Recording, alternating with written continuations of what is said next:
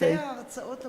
The two following presentations deal with two Georgian Jewish writers. The first one in this order is Professor Ortsion Bartana from the University of Ariel, who is also a poet, the head of the Jewish Heritage Department, and also the editor of publications such as Maznaim and Jewish Heritage. I'll correct. I established the Department of Jewish Literature. However, the head today in the recent years with great talent and great success is Professor Matzov-Cohen, who's sitting right here next to me. I'm sorry, he just says it was head of the department. Published, of course, compilations of poetry, books of literary critics. What is extremely relevant to you, I believe, is that the poetry book has been translated to Georgian. If you want, you can see it, and he deserves congratulations last week. His new book has been published, The Romantic Puzzle of Kochavim Bachutz, definitely about Alterman. Kochavim Bachutz is the name of Alterman's book of poetry, Stars Outside. And today he will talk about Guram Batiashvili, who is sitting here wearing the red shirt.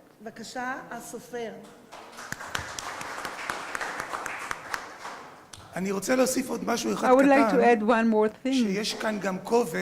There is also a collection of that was published in honor of Rustaveli of poems of Georgian poets and those of Israeli poets. Very few copies remained, and if you want to see it, you can look at it and give it back to me.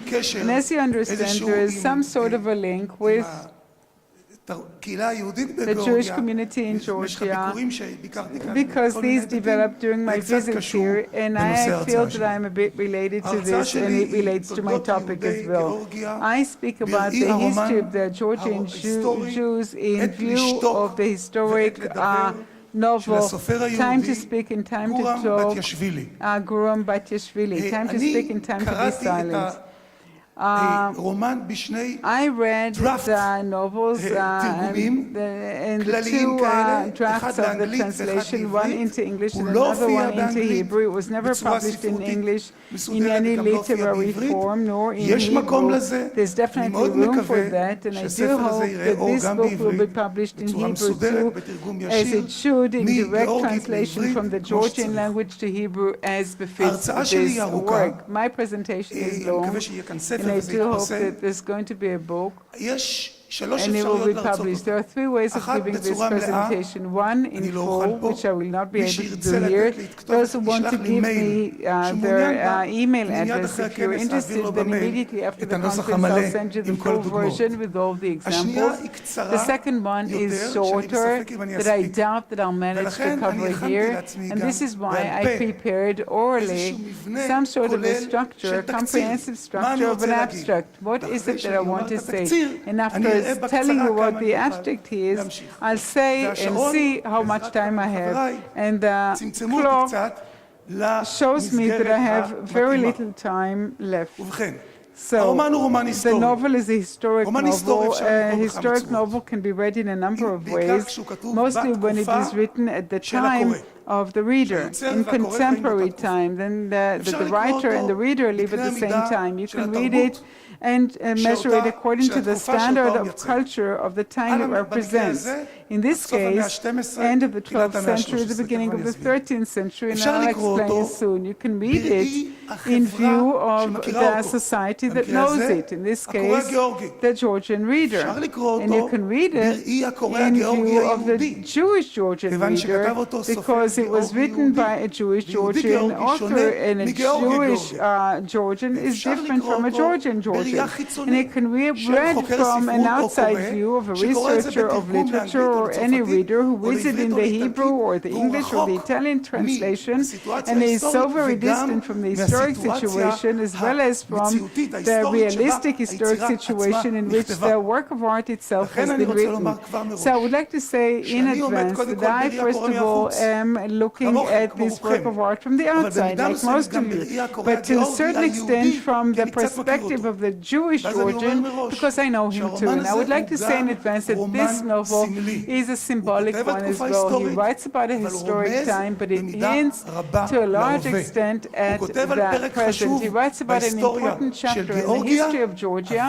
However, as a matter of fact, he aims at the relationship between the Georgian Jewish community within itself and also between the Jewish community and the general Georgian population. Now, what does he tell us? He tells us about Tamar, the queen, who reigned for 29 years, and the last years of the 13th century, of the 12th century, the last quarter of the 12th century, and the beginning of the 13th century, 29 years all in all. Tamar, the great-grandchild of the great Georgian king David the Mason, he and her are two key figures in the history of Georgia that can be seen in them in the 12th century, the golden times of establishing the Georgian culture and kingdom. If you want to look for two more names for Rustaveli, then it's David the Mason and Tamar the Great. It depicts her ascension to power and the friction between her and the aristocracy. It's hard for her, for the aristocracy, to accept a king, let alone a queen. A king will take away the rights of the aristocracy, but a queen could be perhaps constrained. What can a woman do amongst us? So maybe she can be constricted. The novel describes how the novelty, the aristocracy, is trying to marry the queen with a deviant, drunkard prince that doesn't take any interest in the royalty, but will manage her, overcome and overpower her, and take away most of her powers from her. And how she manages to fight and actually demote him, ultimately dismiss him from his position, and to succeed in her fight against the aristocracy. Where are the Jews here? They are sending, well, she is sending an emissary called Zankan Zubavel in the historic writings of Georgia at the time. Zubavel is mentioned, and the assumption is that this is a very rich Jewish merchant who had ties with the royal court. Guram builds everything in his own imagination, and he fills the space between the lines. He takes the volume that factually has perhaps 100 words and expands it to 10,000 words, and continues and commentates on it, etc. The novel describes the life of that Zankan Zubavel, that man that we told you about, as a delegate of the queen or of the nobility, and he is in charge of bringing the prince, the misfit, from Russia. And what happens to that Zubavel? When he discovers who the person is, he understands what he might do to Georgia of his time if indeed he reaches Georgia and marries the queen. He thinks about a number of ways of catastrophes. Reuven, I'm talking to you too.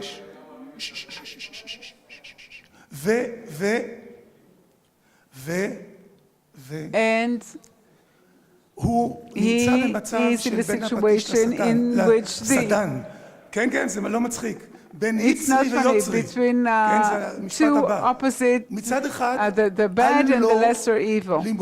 On the one hand, he should not protest and rebel against the nobility because they would actually take a revenge on him. But his loyalty to the queen and his Jewish ethics and his cleverness, when he understands that this prince is good for nothing, it does not allow him to actually carry on with that. And over the novel, he keeps debating how can he be loyal to his God, loyal to the queen, and how to actually violate the decree of the nobility. The story of his daughter is revealed, and she falls in love with another Georgian prince who is Christian. She falls in love in him so much that she converts to Christianity. However, he dies in an accident and she never marries him. And as another man falls in love with her, and he's Jewish, and how this plot unfolds until the good end of the novel, taken with a grain of salt. So a few words about the real topic of the novel. The real topic of the novel, I believe, is comprised of three parts. One is, and I'm saying very clear-cut words here, discrimination against the Jews in the Georgian society. That's one thing. Religious national identity concerning what is a Jew. What does a person, a Jewish person, think about being Jewish? And number three is the internal relationship within the community. To what extent this patriarchal, organized structure of the Jewish community influences the community. At the beginning of the 13th century and the end of the 12th century, back then and also today, to what extent the structure of the community influences the entire system of Jewish Georgians. So I'll say a few words according to the time given to me, and I would like to ask that chairperson to signal 2 minutes before the end because I would like to read a certain quote. So, the first story, one plane which is very, very prominent and very courageous is that of a particular discrimination of the Jews in the Georgian society that is using it for its own needs. And it does not hesitate to betray him, to sacrifice him, whichever way it finds fit. This is written by a contemporary Georgian author in today's Georgia, and he's sitting here with us.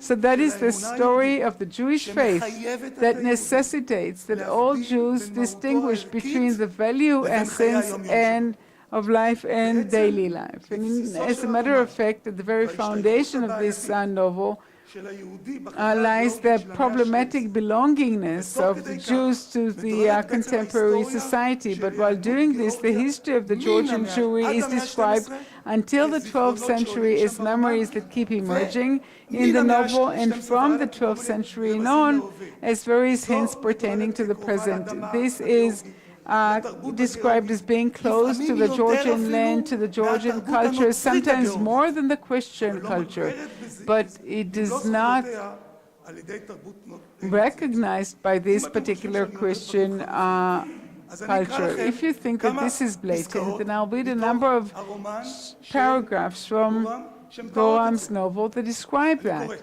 And I read, years have passed. Hundreds of years passed. The work of Zankan saw Georgia their homeland. It was hard to see what, apart from religion, distinguishes them from Georgia. In the eyes of the conquerors, there was no difference. And they looted and hurt these and those with the same extent of cruel treatment.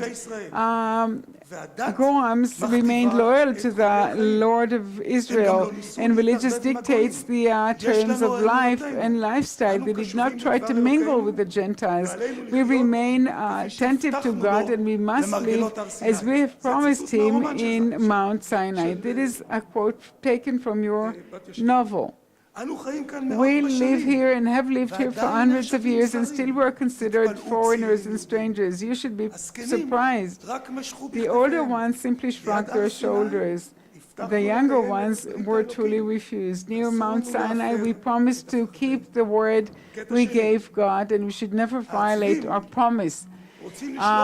The other part has to do with the noblemen who want to send Zarka in their conspiracy to actually coup the queen. And they said the following: Mr. Zanka, I, a Jew, am going to organize your own home with the Georgian queen. We, the Georgians, have fallen that low that we don't have one clever man that we could send to do the task, because the Jew was never one of them. The Jews are our brethren, but the marriage of the Georgian queen is a matter that pertains to Georgians and Georgians only.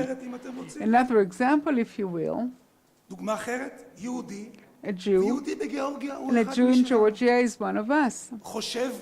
Zankan thinks to himself, for a Georgian, you're no foreigner, you are at home, despite the fact that there is this dust of strangeness, of foreigners, still exists there. In other words, you are a foreigner from within, but you're loyal and brave and keeps your word. Yes, that's exactly it. Belongs among foreigners, but is a bit foreigner among those who truly belong. And if they use you as a shield, this is why they need you, the foreigner among those who belong. This is why you should lay your back and have others whip it. Do not lie to yourselves. At least admit to yourself you are foreigners among those who belong, and you must carry this burden upon your shoulders.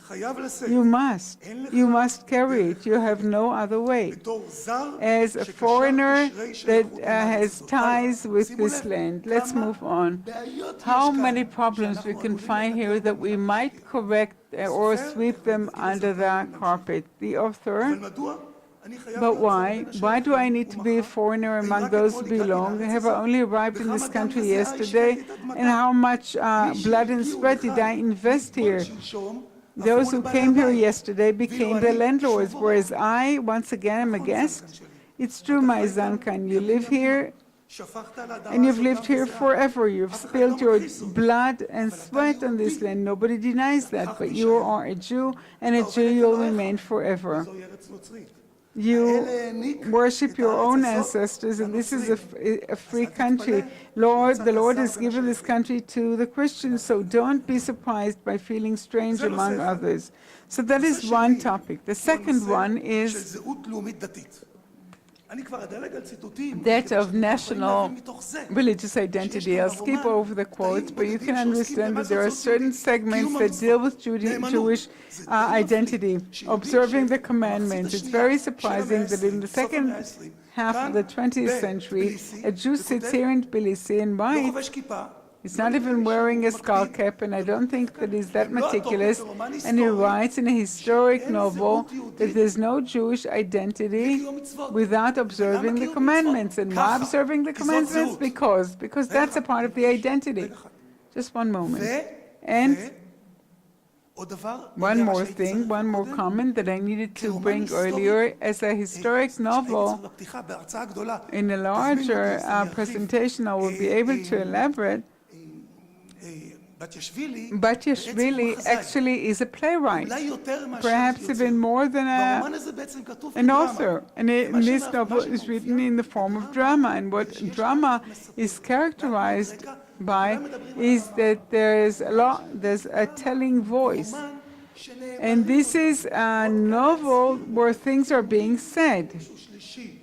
There's no third party. In the drama, there's no overt teller.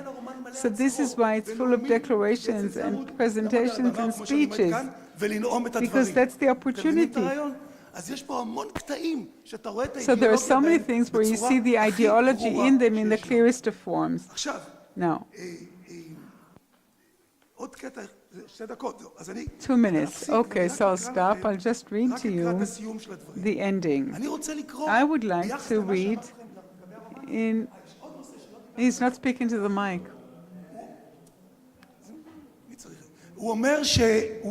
He says, הנה, גם אני משחק פה, המיקרופון מקשה.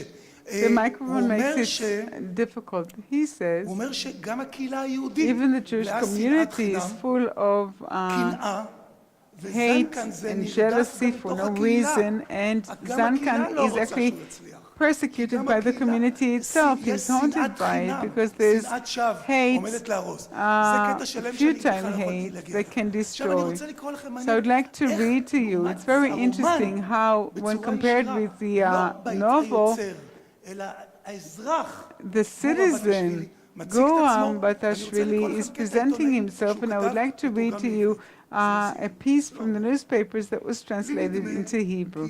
I think that the Georgian Jews are nonetheless different. To them, without any preliminary thought, there's no civil order which tells them what comes first. To them, they're just Jews, just like there are citizens of Georgia.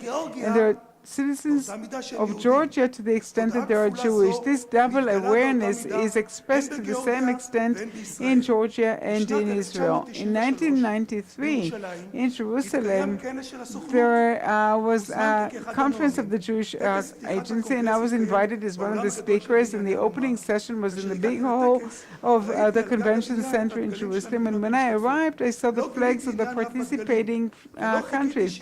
I didn't take much interest, and I didn't think that there would be anything with the flag of Georgia. That was in 1993. Who did they fund? They were in the midst of a blood pool. Our independence was very, very small, but all of a sudden we saw the flag of Georgia. I thought that I only seemed to have seen it because it was getting dark, but I looked again, and yes, right next to Belgium there was the flag of Georgia, and afterwards that of Great Britain. I stopped breathing. I was about to cry, and I did not want to cry before this large audience. For the first time here in the Holy Land, there entered my mind the awareness that Georgia is indeed an independent state, and that only added more to my enthusiasm. Exactly in the very same way, I must restrain myself from weeping when I hear the anthem, Hatikva. I do not remember a case in which I remain indifferent when people sing the anthem, Hatikva. So this is the problem, and this is the way the artist contends with it. Thank you very much.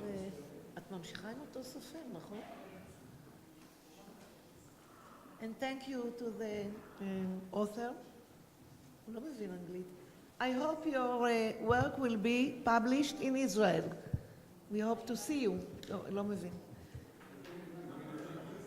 אתה מוכן, יפה, אתה מדבר עברית. טוב, אני מקווה, אולי יש You're ready. Okay, perhaps there's time that we can still hear you. I'll try. אנחנו ממשיכים עם הסופר, We'll continue.